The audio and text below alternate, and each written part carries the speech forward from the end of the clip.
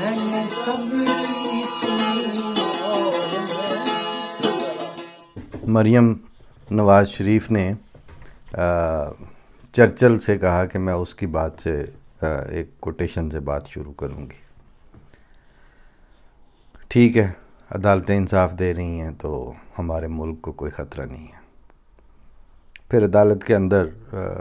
वकला के भी आर्गूमेंट्स इसी तरह के थे। जितनी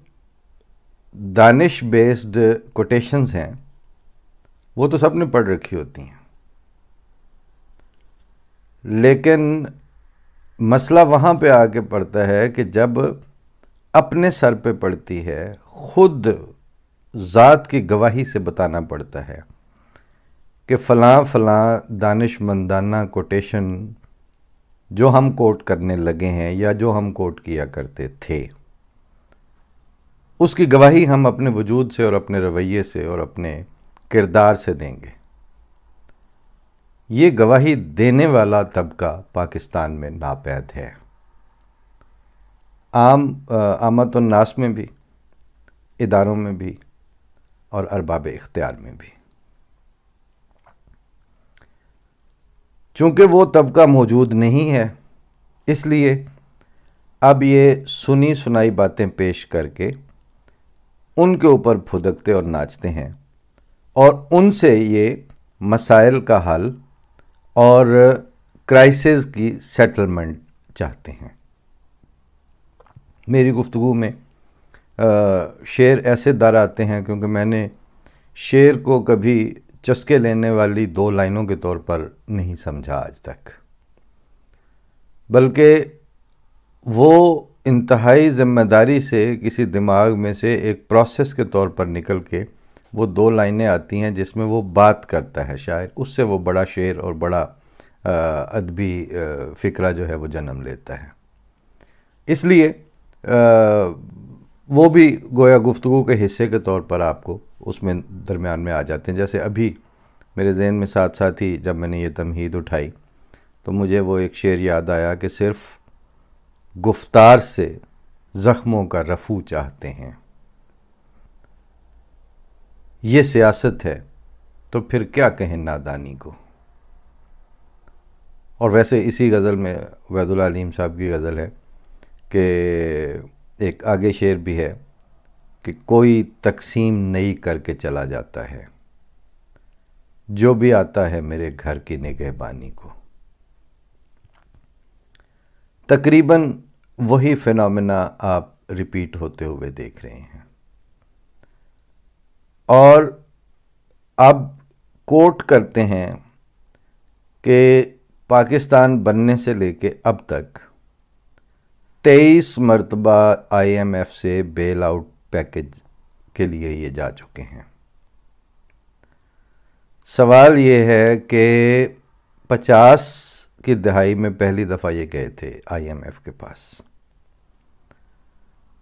तो उस वक्त से लेके 70 सालों में 23 दफ़ा जो जाने वाले हैं IMF के पास, उनका सियासी और कौमी और वतनियत बेस्ड शऊर क्या होगा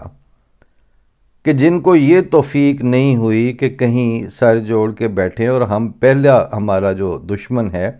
वो दूसरों पर इन्हिसार करने वाली सिचुएशन है, उसकी तरफ किसी की तवज्जो नहीं जानी। खुद इन्हिसारी अपनी ज़ात में बहुत बड़ा इलाज होती है, खुद इन्हिसारी अपनी ज़ात में बहुत बड़ा एसेट होती है और ख़ुद इन्हिसारी अपनी ज़ात में एक बहुत बड़ी ताकत होती है। जो ख़ुद इन्हिसारी रखते हैं उनके पास फ़ौजें ना भी हों उतनी मज़बूत, उनके पास उतने बड़े एटम बम ना भी हों, कुछ भी ना हो उस तरह का इंतज़ाम, लेकिन वो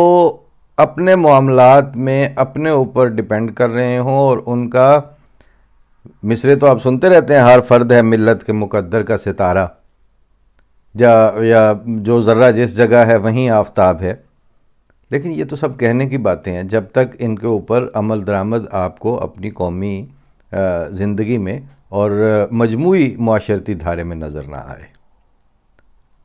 जो आपको अरसा दराज हो गया पाकिस्तान में नज़र नहीं आ रहा था। पिछले दिनों जिस मैंने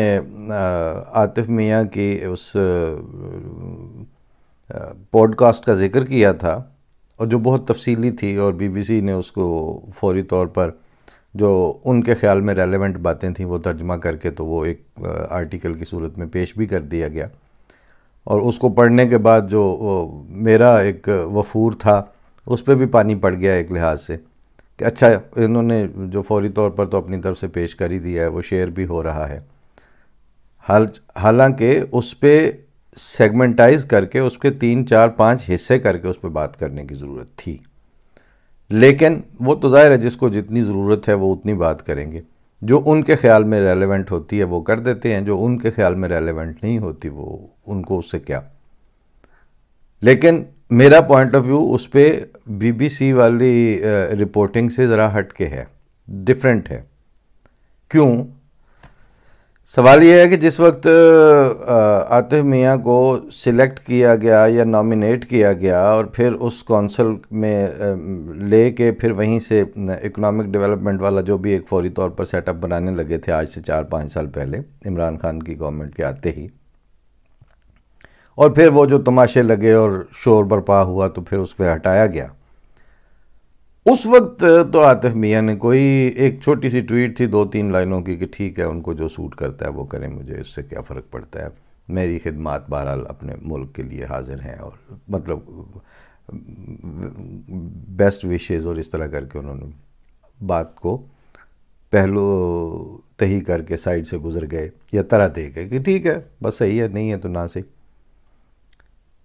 अब क्या हो गया कि अचानक मतलब कि सेंसिबल आदमी, ज़िम्मेदार आदमी है, उनकी नज़र भी है इकोनॉमिकली भी, पॉलिटिकली भी, हिस्टोरिकली भी। जब उनकी गुफ्तगू सुनी है तो हिस्ट्री और पॉलिटिक्स और इकोनॉमिक डेवलपमेंट इन तीनों के कॉम्बिनेशन को लेके वो गुफ्तगू का थ्रेड जो है वो आगे ले चल रहा था। और उनके जो बात करने वाले थे अपना जो उनसे होस्ट कर रहे थे जो प्रोग्राम को, वो भी अच्छे पढ़े लिखे और एक बालिग नज़री के साथ सवाल उठाने और बात को आगे बढ़ाने वाला शख्स थे। तो इनको बैठे बिठाए अचानक क्यों ख्याल आया कि वो 1-1.5 घंटा लगा के, इतने तो ये इकोनॉमिस्ट वेले भी नहीं होते, और फिर जिस पाकिस्तान को और उनके सियासी डिसीजंस को वो इतनी रसान और खूबसूरती से पिछले 4-5 साल पहले वाले वाक़े को टाल गए थे, तो अब क्या ज़रूरत थी ये बात करने की। इसका जवाब एक तो उन्होंने उसी अपनी गुफ्तगू के अंदर भी दिया था कि बात यह है कि अब आपकी इकॉनमी उस रेड एरिए में जा चुकी है जिसमें अब ये नीचे धंसती चली जा रही है आपका सिस्टम। और जब ये सारा कुछ जाएगा नीचे तो चूँकि लोगों की दुनिया पर इन्हिसार करने की सिचुएशन यहाँ तक पहुँच चुकी है कि खाने पीने की अशिया तक बाहर से आ रही हैं, गंदम, बुनियादी आटा, मतलब वो कहते हैं ना कि मतलब कारा आटा होवे तो चलो सब निज़ाम चल जाता है। ये जो पंजाब और पाकिस्तान में जिस तरह आम बिल्कुल निचले तबके के या इंतहाई गुरबा की मईशत में यही कहा जाता है। तो जो मुल्क अरसे से गंदम भी इंपोर्ट पे सरवाइव कर रहा है और उसके पास वसाइल हैं, वो गंदम में ख़ुद कफ़ील रह सकते थे, लेकिन जाहिर है कि पॉलिसी जो है वो नेशनल पॉलिसी वो तो ख़ुद ही बनानी है।